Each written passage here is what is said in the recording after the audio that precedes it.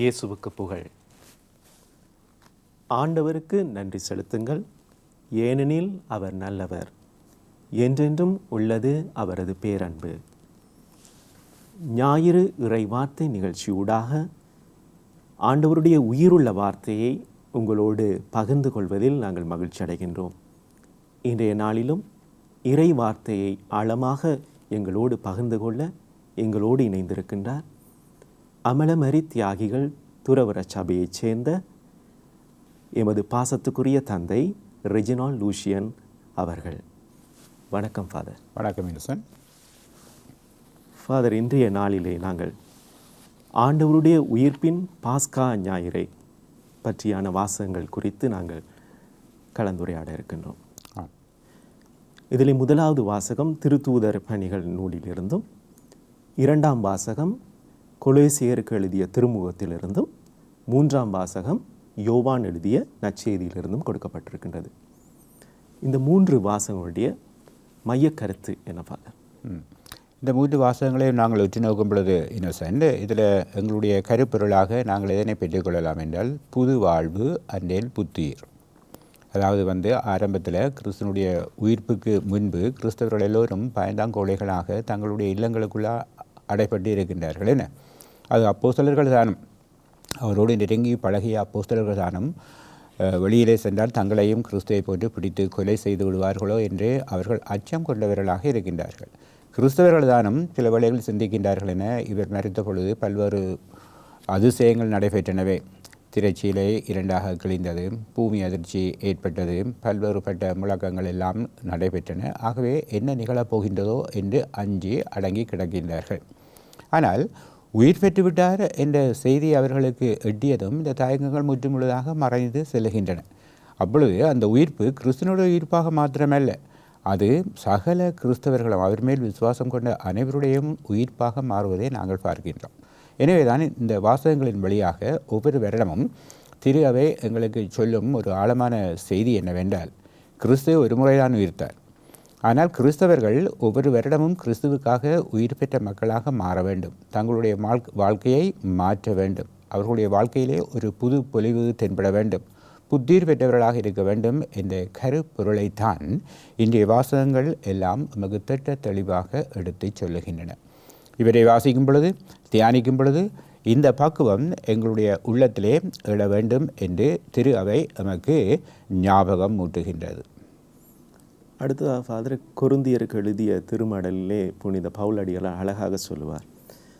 1 கொரிந்தியர் 15ஆம் அதிகாரத்திலே நாங்கள் பார்க்கிறோம், கிறிஸ்து உயிருடன் எழுப்பப்படவில்லை என்றால் நாங்கள் பறைசாற்றிய நற்செய்தியும் நீங்கள் கொண்டிருந்த நம்பிக்கையும் பொருளற்றதாயிரும் என்று பவுல் அடிகளார் கூறுகிறார்.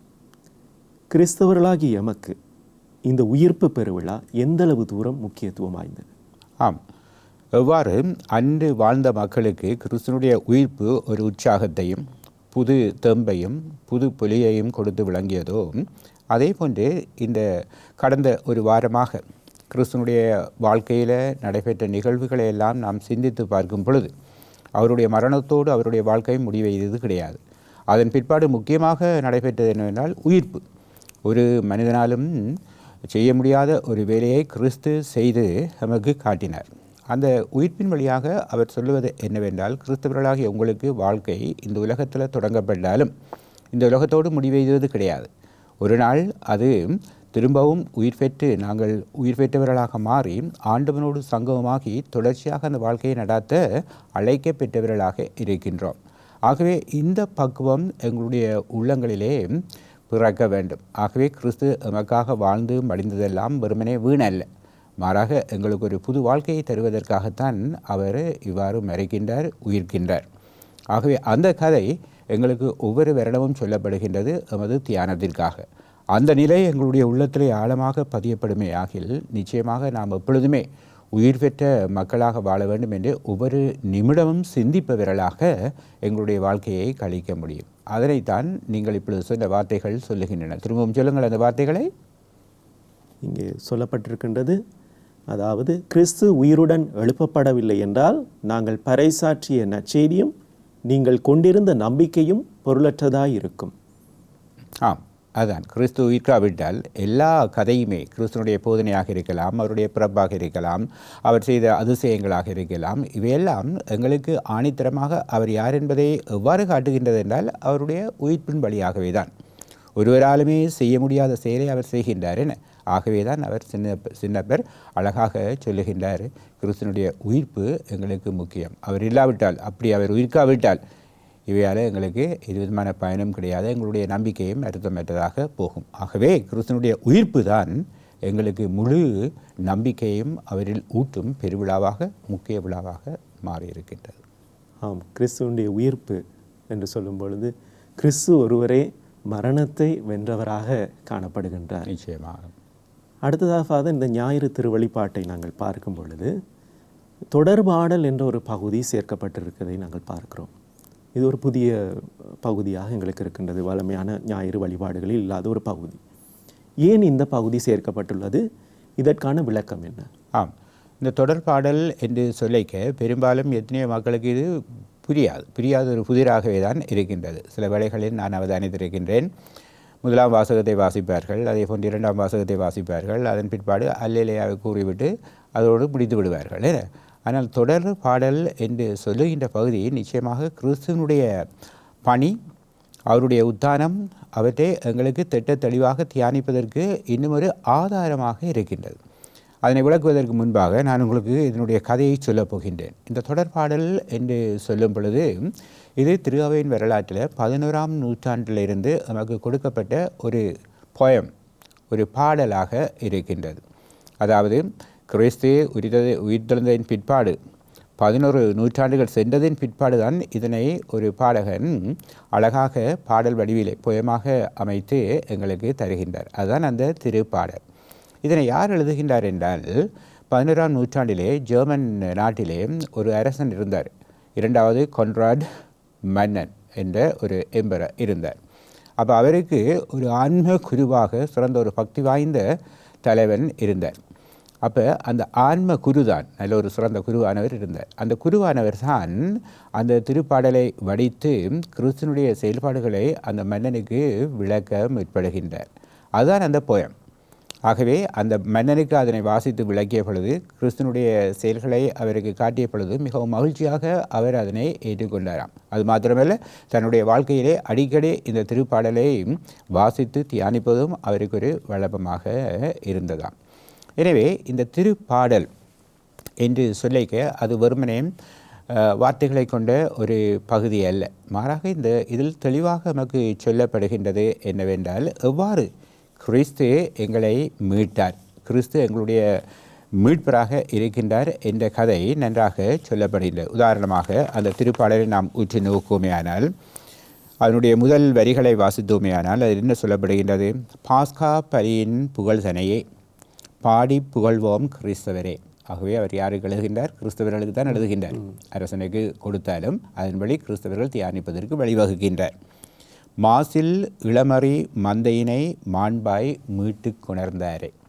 அப்போ கிறிஸ்து எவ்வாறு அவர் பாவமற்றவராக இருந்து அப்படிப்பட்ட நிலைக்கு அவர் உட்படுத்தி தன்னை எமக்கு மீட்பை அளித்தார் என்ற கதை சொல்லப்படுகின்றது. ஆகவே அவர் எங்களுடைய மீட்பர். அதனை எவ்வாறு புரிந்து கொள்ளலாம் என்பதை எங்களை காட்டுவதற்காகத்தான் அந்த பாடலிலே அந்த மரிய மதலேனாள் இன்றைய நற்செய்தியிலே அவளுடைய பெயர் பொறிக்கப்பட்டிருக்கின்றது. அதிலே அவர் கூறுகின்றார் என்னவென்றால், மரியே எமக்கு உரைப்பாயே, உயிரோடுள்ள கிறிஸ்து பிரான் கல்லறை தன்னை கண்டேனே, உயிர் தெழுந்த ஆண்டவரின் ஒப்பரும் மாட்சியும் கண்டேனே. அப்போ மரியே எமக்கு உரைப்பாய் என்று சொன்ன பொழுது மரியாள் சொல்லுகின்ற அந்த கதையை, மரியாள் என்று சொல்லும் பொழுது ஆண்டவருடைய தாய் அல்ல, அந்த கல்லறையை பார்க்க சென்ற அந்த பெண் அவர் சொல்லுகின்றார், நான் ஓடோடி சென்றேன், ஆனால் அங்கு வெறுமனே கல்லறை இருந்ததை கண்டேன். ஆகவே இது என்னுடைய சாட்சி. ஏனென்றால் கிறிஸ்து மரித்த பொழுது சில வேளைகளில் கிறிஸ்துவனுடைய சீடர்கள் வந்து அவருடைய உயிரை எடுத்து சென்று, உடலை எடுத்து சென்று உயிர்த்து விட்டார் என்ற கதையை பரப்பலாம் என்று காவல்காரர்களை வைத்திருந்தார்கள் என. ஆனால் அத்தனை காவல்காரர்களும் இருக்கத்தக்கனையாக அந்த கல்லறை திறக்கப்பட்டிருந்த கதையை இந்த மரியாள் வடிக்கின்றார். ஆகவே இது ஒரு பெரிய என்ன சொல்கிறது, ஒரு விட்னஸ் என்று சொல்லலாம், என ஒரு சாட்சியாக இருக்கின்றது. அந்த மாதிரி எவ்வாறு திறந்த கல்லறையை கண்டு மகிழ்ச்சியோடு அவர் திரும்பி வந்து கதையை பரப்புகின்றாள். ஆகவே இது அவர்களுடைய உள்ளத்திலே இதனை பதிப்பதற்காகவே தான் இந்த கொன்றாட் என்ற மன்னனுடைய ஆன்மகுரு இந்த பாடலை வடிப்பதை நாங்கள் பார்க்கின்றோம். ஆகவே 11ஆம் நூற்றாண்டிலிருந்து ஆரம்ப காலத்திலே இது முக்கியம் வாய்ந்த ஒரு பாடலாக இருக்கின்றது. கிறிஸ்துனுடைய பணியையும் அவருடைய உத்தானத்தையும் நமக்கு எடுத்துச் சொல்லும் அர்த்தமுள்ள ஒரு பாடலாக இருக்கின்றது. ஆகவே கிறிஸ்தவர்களாகிய நாங்கள் பாஸ்கா பெருவிழாவை கொண்டாடியதன் பிற்பாடு இதனை ஒதுக்கி விட்டுறக்கூடாது. எத்தனை பேருக்கு இதனுடைய அர்த்தம் தெரியாது. இந்த தொடர் பாடலாம் என்ன ஆங்கிலத்தில் சொல்லுவார்கள் சீக்வென்ஸ் என்று. இதனுடைய விளக்கம் என்ன என்பது தெரியாது. ஆகவே அதனை குருக்கள் மக்களுக்கு எடுத்துச் சொல்ல வேண்டும். அதனுடைய முக்கியத்துவத்தை அடுத்தடுத்து வாசித்து காட்ட வேண்டும். ஆகவே அதனை வாசிக்கும் பொழுது இன்னும் அதிகமாக நாங்கள் கிறிஸ்துனுடைய மீட்பு கதையிலே பங்கு கொள்வதற்கு நமக்கு உதவியாக இருக்கின்றது. எனவேதான் இது எங்களுக்கு முக்கியம். உண்மையிலே ஃபாதர், திருவழிபாட்டிலே எந்த ஒரு பகுதியும் அர்த்தம் உள்ள விதமாக தான் சேர்க்கப்பட்டிருக்கிறதை நாங்கள் பார்க்கிறோம். உண்மையிலே இந்த நிகழ்ச்சியை பார்த்து கொண்டிருக்கிறவர்கள் கூட இந்த தொடர்பாடல் என்ற பகுதியை முதலாக கேட்கக்கூடியதாக இருந்திருக்கும்.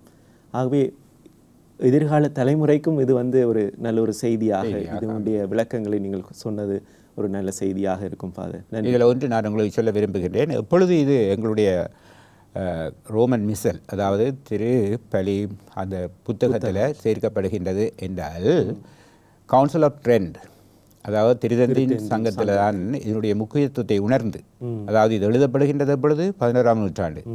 கவுன்சில் ஆஃப் ட்ரெண்ட் திருத்தந்தின் சங்கம் எப்பொழுது நடைபெறுகின்றது 1545ஆம் ஆண்டு. 4-5 நூற்றாண்டுகளுக்கு பிறகுதான் இது நிச்சயமாக ஒரு முக்கியமான பாடல். இந்த கவியை நாங்கள் விட்டுவிடக்கூடாது, இதனை வழிபாட்டோடு சேர்க்க வேண்டும் என்று அது முழு கத்தோலிக்க உலகிற்கும் அறிவிக்கின்றது. இதனை நீங்கள் பாஸ்கா காலத்திலே உயிர்ப்பு ஞாயிறிலே 2ஆம் வாசகத்திற்கு பிற்பாடு கட்டாயம் வாசிக்க வேண்டும் என்று. மிக அழகாக சொன்னீர்கள் ஃபாதர். அடுத்ததாக நாங்கள் 1வது வாசகத்துக்கு விளக்கங்களை பார்க்கும் பொழுது, இங்கே பிற இனத்தாரான கொர்நேலியுவின் வீட்டுக்கு பேதுருவானவர் சென்று அங்கே நிகழ்த்திய உரைதான் இந்த 1வது வாசகமாக எங்களுக்கு கொடுக்கப்பட்டிருக்கின்றது. பேதுருவானவர் ஒரு யூதர். அந்த கால சூழ்நிலையிலே ஒரு யூதர் பிற இனத்தவர்களுடைய வீடுகளுக்கோ அவர்களோடு சேரவோ கூடாது என்கிற ஒரு நிலை இருக்கின்றது. ஆனால் இங்கே பேதுருவானவர் அவருடைய இல்லத்துக்கு ஏன் செல்ல வேண்டும்? இதற்கான என்ன பின்னணி காணப்படுகின்றது? எங்களுக்கு தெரியும், நான் உங்களுக்கு சொன்ன ஆரம்பத்தில் இதனுடைய கருப்பொருள் என்று சொல்லிக்க உயிர்ப்பு அல்லது உத்தானம் அல்லது புது வாழ்வு என்று நாங்கள் சொல்லலாம். ஏன்னா கிறிஸ்து ஒரு புரட்சிகரமான ஒரு போதனையை போதிக்கின்றார் இந்த உலகம் வந்த பொழுது. அதற்கு முன்பு இருந்த சமயங்களை நாங்கள் உற்று நோக்குவோமே ஆனால் அது ரோமன் மதமாக இருக்கலாம், அல்லது குலகோத்திரத்தைச் சேர்ந்த மதமாக இருக்கலாம், அல்லது ஏனைய கிரேக்க நாடுகளை போன்ற சேர்ந்த மதங்களாக இருக்கலாம். இவையெல்லாம் ஒரு குறிப்பிட்ட ஆட்களுக்கு தான் போதிக்கப்பட்ட மதங்களாக இருக்கின்றன. ரோமிய மதம் என்று சொல்லிக்க ரோமியர் அல்லாத மற்றவர்கள் அதில் சேர முடியாது. கிரேக்க தெய்வங்களை வழிபட்ட மதம் என்று சொல்லிக்க கிரேக்கர்கள் அல்லாத மற்றவர்கள் அதில் சேர முடியாது. ஆனால் கிறிஸ்து தான் அத்தனை வேற்றுமைகளையும் அத்தனை தடங்கல்களையும் தாண்டி யாதுமூரே யாவரும் கேளீர் என்ற பண்போடு எல்லோருக்கும் எல்லாமாக ஒரே கடவுள், ஒரே மனித கடவுளை சார்ந்த மனித இனம் என்ற கொள்கையை போதித்த கிறிஸ்துவாக இருக்கின்றார். அப்போ இது ஆரம்பத்தில் கிறிஸ்துவனுடைய உயிர்ப்புக்கு முன்பு சரியாக அந்த மக்களுடைய உள்ளங்களில் புகுத்தப்பட இல்லை. ஆனால் கிறிஸ்து உயிர் பெற்றதின் பிற்பாடு அவர்கள் முற்று முழுதாக தங்களுடைய வேற்றுமை வித்தியாசங்கள் எல்லாவற்றையும் களைந்து நாங்கள் எல்லோரும் இறைவனுடைய பிள்ளைகள் என்ற ரீதியில் வாழத் தொடங்குகின்றார்கள். அது அந்த புனித பேதுருவானவருடைய ராயப்பருடைய கொர்நேலியுடைய வீட்டிலே தன்னுடைய மறையுரையை நடாத்திய பொழுது திட்ட தெளிவாக செய்து காட்டுகின்றார். அதாவது யூதன் அந்த இன்னும் ஒரு புறஜாதையானுடைய இல்லத்திற்கு சென்று நாங்கள் எல்லோரும் தெய்வத்தின் பிள்ளைகள், இறைவனுடைய பிள்ளைகள், எங்கள் மத்தியிலே வேற்றுமை வித்தியாசம் இருக்கக்கூடாது. அது எங்களுக்கு ஒரு நல்ல பாடமாக இருக்கின்றது. இன்றுதானும் சில வேளைகளில் கத்தோலிக்க திருஅவையிலே சில வேற்றுமைகள் வித்தியாசங்கள் இருப்பதை பார்க்கின்றோம். என நான் ஒரு மொழி பேசுபவன், நீ இன்னும் ஒரு மொழி பேசுபவன், அன்றே நான் பணம் படைத்தவன், நீ ஒரு பரம ஏழை, அன்றே நான் பெண் ஆண் என்ற வித்தியாசங்கள் இருக்கின்றன. அப்படிப்பட்ட நிலைகள் இருக்கக்கூடாது. கிறிஸ்து அதை எல்லாவற்றையும் உடைத்து எறிந்தார். என நாங்கள் எல்லோரும் இறைவனுடைய பிள்ளைகள், நாங்கள் எல்லோரும் இறைவனால் மீட்கப்பட்ட பிள்ளைகள், புது வாழ்வு பெற்ற பிள்ளைகள் என்பதைத்தான் இன்றைய அந்த முதலாவது வாசகமும் எடுத்து சொல்லுகின்றது. எனவே தான் இதனை கேட்ட அந்த மக்கள் தங்களிடம் உள்ளவை அத்தனையுமே விற்று அவற்றை எடுத்து வந்து அதனை ஒரு காமன் பூல் என்று சொல்லுவார்கள் என பொதுவான அந்த சேர்க்கையிலே சேர்த்து தாங்கள் எல்லோரும் ஒரே சமூகமாக வாழ்ந்த கதையை இன்றைய முதலாவது வாசகத்திலே எங்களுக்கு பார்க்கக்கூடியதாக இருக்கின்றது. அதுதான் அவர்கள் பெற்ற அந்த புது வாழ்வு. அதற்கு முன்பு அவர்கள் அப்படி யோசிக்கவே இல்லை. தான் வாழ வேண்டும், தன்னுடைய குடும்பம் வாழ வேண்டும், தன்னுடைய குலம் கோத்திரம் வாழ வேண்டும் என்று தான் நினைத்தார்களே ஒழிய நாங்கள் எல்லோரும் இறைவனுடைய பிள்ளைகள் என்ற செய்தி அவர்களுக்கு சரியாக நுழையவில்லை. ஆகவே ஒவ்வொரு வருடமும் இந்த பாஸ்கா விழாவை கொண்டாடும் பொழுது கத்தோலிக்க மக்களாகிய நாங்கள் அதனைத்தான் சிந்திக்க வேண்டும். எல்லோரும் இறைவனுடைய பிள்ளைகள். அந்த கொள்கை எங்களிடம் இல்லாவிட்டால் நாங்கள் எவ்வளவுதான் மத பக்குவங்களில் ஈடுபட்டிருந்தாலும் மற்றவர்களை அழித்து ஒழித்து அவர்களை துன்பப்படுத்துவதற்காக முன்னேறுமே ஆனால் எங்களுடைய வழிபாடுகளால் எதுவிதமான பலனும் கிடையாது என்பது இன்று தெளிவாக நமக்கு சொல்லப்படுகின்றது. அதுதான் நாங்கள் பெற்ற கிறிஸ்தவர்களாக நமக்கு கொடுக்கப்பட்ட புது வாழ்வு என்று நாங்கள் சொல்லலாம். அதனை இந்த நிகழ்வு அழகாக எடுத்து காட்டுகின்றது. இந்த நிகழ்வை ஃபாதர் இன்றைய கால சூழ்நிலையை நாங்கள் சம்பந்தப்படுத்தி பார்ப்போமே, ஆனால் இன்றும் நாங்கள் பிற சமயத்தவர்களோடு சேர்ந்து வாழ்கிற நிலை தான் இருக்கின்றது. கிறிஸ்தவர்கள் பிற சமயத்தோடு சேர்ந்து இருக்கிறார்கள் சமூகமாக. அப்படி நாங்கள் இருக்கும் பொழுது இப்போ பேதுருவானவர் ஒரு பிற இனத்தவருடைய வீடுகளுக்கு செல்கிறார், அங்கே இயேசுவுக்கு சாட்சியம் பகர்கிறார். எங்களுடைய வாழ்க்கையிலே நாங்கள் இந்த பிற சமயத்தவர்களோடு இருக்கும் பொழுது எவ்வாறு கிறிஸ்துவுக்கு சாட்சியாக வாழ முடியும்? ஆம், கிறிஸ்தவர்கள் என்பது சொல்லும் பொழுது அவர்கள் முழு உலகத்திலேயுமே ஒரு ஒளியாக இருக்க வேண்டும். அவர்கள் அந்த கிறிஸ்துவனுடைய ஒளியை மற்றவர்களுக்கு பரப்பும் ஒரு நல்ல பக்குவப்பட்ட மக்களாக உருவாக வேண்டும். எங்களுடைய சமூகத்திலேயும் எந்த நிலையில் யார் இருந்தாலும் எல்லோரும் இறைவனுடைய பிள்ளைகள் என்ற அந்த பக்குவம் எங்களுக்கு உள்ளத்தில் பிறக்க வேண்டும். அந்த பக்குவத்தை தான் ஒவ்வொரு வருடமும் இந்த பாஸ்கா விழா எங்களுக்கு எடுத்து சொல்லுகின்றது. கிறிஸ்து சிலுவையில் தன்னுடைய உயிரை தியாகம் செய்தது தனக்காகவோ அன்றையில் தன்னுடைய இஸ்ராயல் மக்களுக்காகவோ மாத்திரமல்ல, புதிய இஸ்ராயல் மக்கள் என்று சொல்லும் பொழுது அதில் எல்லோருமே கலந்திருக்கின்றார்கள் புதிய ஏற்பாட்டில். ஆகவே எல்லோருடைய தந்தையாகவும் இறைவனாகவும் அவர் மறைக்கின்றார். ஆகவே நாம் மற்ற மதங்களை சார்ந்தவர்களாக இருந்தாலும் எங்களுடைய வாழ்க்கை வழியாக எங்களுடைய வார்த்தை வழியாக இந்த விழுமியங்களை நாங்கள் மற்றவர்களுக்கு கொடுப்பதற்கு முற்பட வேண்டும். அது எங்கள் மத்தியிலே இருக்க வேண்டிய ஒரு ஆழமான தத்துவமாக இருக்க வேண்டும் என்பதை திரு அவை எங்களுக்கு தெளிவாக சொல்லி நிற்கின்றது. இந்த வாசகங்களை வாசிக்கும் பொழுது அந்த ஒவ்வொரு வார்த்தையும் எங்களுக்கு ஏதோ ஒரு ஒளியை தரும் வார்த்தைகளாகவே விளங்குகின்றன. இறைவன் ஞானத்தை எங்களுடைய உள்ளத்திலே பதிக்கும் வார்த்தைகளாகவே இருக்கின்றன.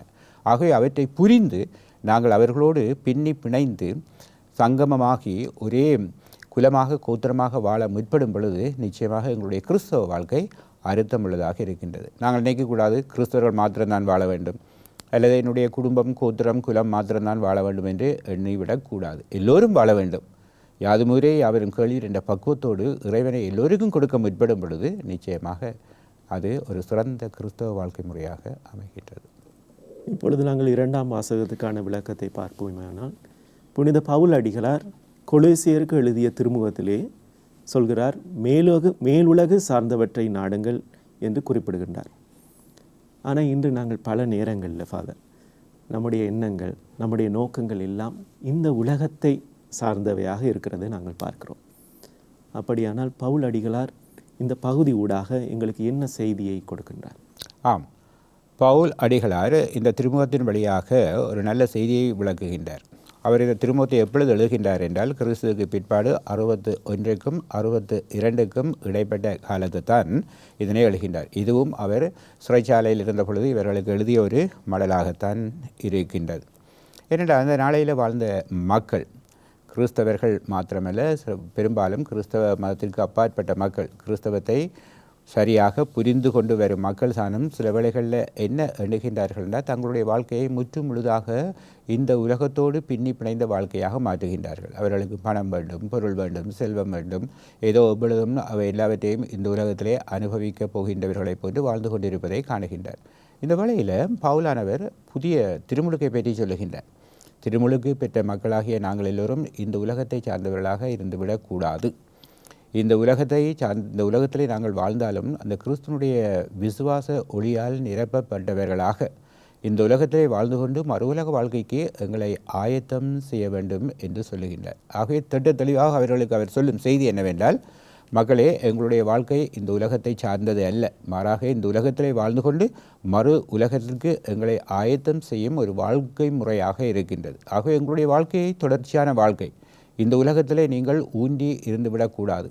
நீங்கள் அதிலிருந்து எழுந்து அந்த நிலையை கடந்து ஒரு பக்குவப்பட்ட நிலைக்கு மாற வேண்டும். நீங்கள் மாத்திரமல்ல, உங்களுடைய வார்த்தை வாழ்க்கையின் வழியாக இதனை மற்றவர்களுக்கும் நீங்கள் புகட்ட வேண்டும் என்ற ஒரு செய்தியைத்தான் இந்த கொலோசியருக்கு எழுதிய திருமுகத்தில் இவர் தெளிவாக எடுத்து சொல்லுகின்றார்.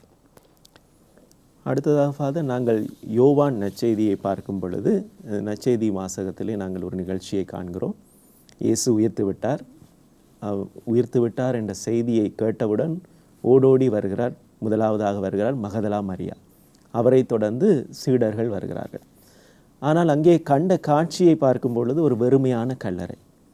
இயேசு அங்கே இல்லை. ஒரு வெறுமையான கல்லறையை தான் அவர்கள் அங்கே காண்கிறார்கள். இந்த வெறுமையான கல்லறை என்ற அந்த செய்தி ஊடாக யோவான் என்ன செய்தியை எங்களுக்கு குறிப்பிட விரும்புகிறார்? ஏன் அவர் வெறுமையான கல்லறை என்று குறிப்பிட வேண்டும்? அதன் மூலமாக அவர் தருகின்ற செய்தி என்ன? இந்த யோவான் இந்த நற்செய்தியின் வழியாக இந்த வெறுமையான கல்லறையை ஆணித்தரமாக எங்களுக்கு அர்த்தமுள்ளதாக சொல்லி காட்டுவதன் மூலமாக கிறிஸ்துனுடைய உயிர்ப்பை பற்றி, உத்தாரத்தை பற்றி தான் எங்களுக்கு எடுத்து சொல்லுகின்றார். கிறிஸ்து கூறினார் என்ன? அதாவது ஒரு முறை அவர் சொல்லுகின்றார், இந்த ஆலயத்தை அழித்து விடுங்கள், 3 நாட்களுக்குள் நான் அவற்றை திருப்பி கட்டி எழுப்புவேன் என்று சொல்லுகின்றார் என்ன. அவ்வாறு அவர் கூறிய பொழுது தன்னுடைய சொந்த உயிர்ப்பை பற்றி எடுத்து சொல்லுகின்றார். மக்கள் அதனை புரிந்து கொள்ளவில்லை. அவர்கள் நினைத்தார்கள் என்று ஜெருசலேம் ஆலயத்தை பற்றி இவர் சொல்லுகின்றார். ஆகவே இது கட்டுவதற்கு எங்களுக்கு 40 வருடங்களுக்கு மேலாக போனதே, இவ்வாறு இவர் அதனை 3 நாட்களுக்குள் கட்டி எழுப்பப் போகின்றார் என்ற மாதிரி அவர்கள் பிழையாக புரிந்து கொண்டார்கள் என்ன. அப்போ இந்த இயேசு மரித்த பொழுது அவர்கள் அதன் ஒன்றையும் சரியாக புரிந்து கொள்ளாமல் எங்கு இருக்கின்றார்கள்? தங்களுடைய இல்லங்களுக்குள்ள. நான் உங்களுக்கு ஆரம்பத்திலே சொன்னதை போன்று பயந்தாம் கூளைகளாக தங்களுடைய இல்லங்களுக்குள் அடைந்து கிடப்பவர்களாக அவர்கள் இருக்கின்றார்கள். இப்படியாக இருந்து கொண்டிருந்த காலத்தில் தான் அந்த கிறிஸ்து மரித்ததின் பிற்பாடு அதிகாலை வழியிலே யார் செல்லுகின்றார்? மரியாள் செல்லுகின்றார் என்ன. அப்போ மரிய மகளேனால் சென்ற பொழுது அவர் பெண் குலத்திலே, தாய் குலத்திலே தோன்றியவராக இருக்கின்றார் என்ன.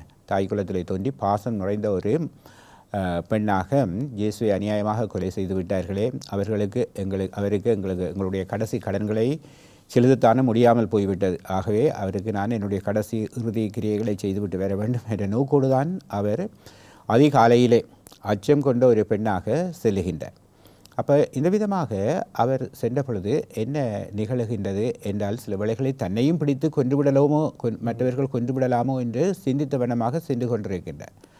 ஏதோ ஒழித்து அவர் தன்னையே அந்த இடத்திற்கு எடுத்து சென்ற பொழுது அந்த கல்லறை கிட்ட போய் தன்னுடைய இறுதி கடனை முடிக்க முற்பட்ட பொழுது எட்டி பார்க்கின்றார். கல்லறை திறக்கப்பட்டிருக்கின்றது.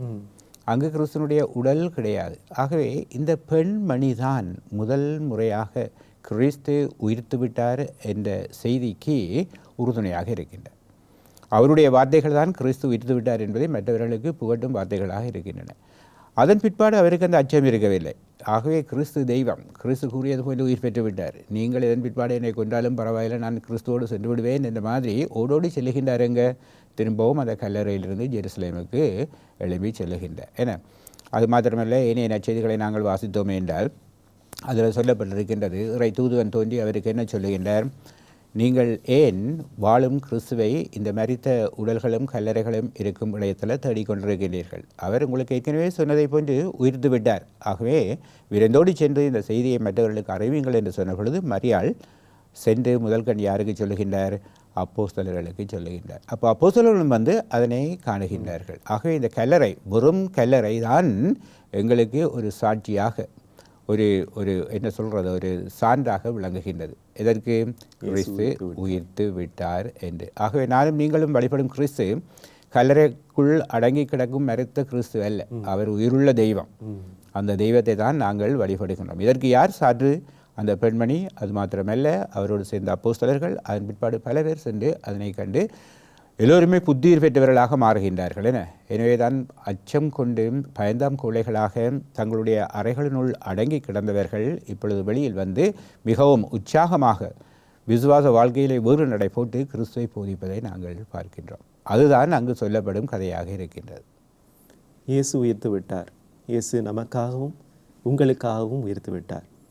இது ஒரு செய்தியாக மட்டுமல்லாமல் எங்களுடைய வாழ்வாக மாற்ற வேண்டும் என்று சொன்னால் நாங்கள் என்ன செய்ய வேண்டும்? கட்டாயம். எங்களை பார்க்கும் பொழுது இன்றைக்கு சில வேளைகளில் மக்கள் கேட்கலாம், கிறிஸ்து எங்கே இருக்கின்றார்? கிறிஸ்து நீங்கள் சொல்லுகின்றீர்கள் எப்பொழுதும் வாழ்ந்து கொண்டிருக்கின்றார் என்று. அவர் உயிருள்ள தெய்வம் என்று நீங்கள் சொல்லுகின்றீர்கள், உத்தானமாகியவர். ஆகவே அப்படியானால் கிறிஸ்து எங்கு வாழுகின்றார் என்று எங்களை பார்த்து கேட்கலாம் என்ன. ஆனால் கிறிஸ்து என்ன சொல்லுகின்றார்? கிறிஸ்து வாழ்வதாக இருந்தால் அவர் யார் மூலமாக வாழுகின்றார்? கிறிஸ்தவர்கள் மூலமாக. ஒவ்வொரு கிறிஸ்தவரும் ஒவ்வொரு கிறிஸ்தவனும் மறு கிறிஸ்தவர்களாக வாழுவதற்காக அழைக்க பெற்றவர்களாக இருக்கின்றார்கள். ஆகவே கிறிஸ்து மனித வடிவிலே வாழ்ந்து கொண்டிருக்கின்றார். கிறிஸ்து மனித சத்தம் சந்தடி உள்ள இடங்களிலே தான் வாழ்ந்து கொண்டிருக்கின்றார். அந்த இறைதூதன் முதலே நாளுக்கு கூறியதை போன்று இந்த அமைதியான கல்லறைகளில் கிறிஸ்து இல்லை, மனித சத்தம் சந்தடியுள்ள இடத்திலே உயிருள்ள தெய்வமாக வாழ்ந்து கொண்டிருக்கின்றார். யார் வடிவாக? கிறிஸ்தவர்கள் வடிவாக. ஆகவே நாங்கள் எல்லோரும் உயிர்ப்பு பெற்றவர்களாக மாற வேண்டும். எங்களுடைய வாழ்க்கையை கிறிஸ்துவுக்கு சான்று பகிர வேண்டும். எங்களை பார்ப்பவர்கள் கிறிஸ்து இன்றும் வாழ்ந்து கொண்டிருக்கின்றார், மனிதர்கள் வடிவிலே வாழ்ந்து கொண்டிருக்கின்றார். ஒவ்வொரு திருமுழுக்கு பெற்ற கிறிஸ்தவர்கள் வழியாகவும் அவர் ஒரு ஆழமான பாடத்தை எங்களுக்கு புகட்டுகின்றார் என்று சொல்லக்கூடிய அளவுக்கு எங்களுடைய வாழ்க்கையை அமையுமேயாகில் நிச்சயமாக நானும் நீங்களும் அந்த கிறிஸ்துவனுடைய உயிர்ப்பு செய்தியை மற்றவர்களுக்கு மிகவும் ஆழமான விதமாக புகட்டுபவர்களாக இருக்கின்றோம். ஆம், இன்றைய நாளிலே நாங்கள் ஆண்டவருடைய உயிர்ப்பின் பாஸ்கா ஞாயிறு இறை வார்த்தைகளை பற்றி நாங்கள் தியானித்தோம். அதன் விளக்கங்களை நாங்கள் அறிந்து கொண்டோம்.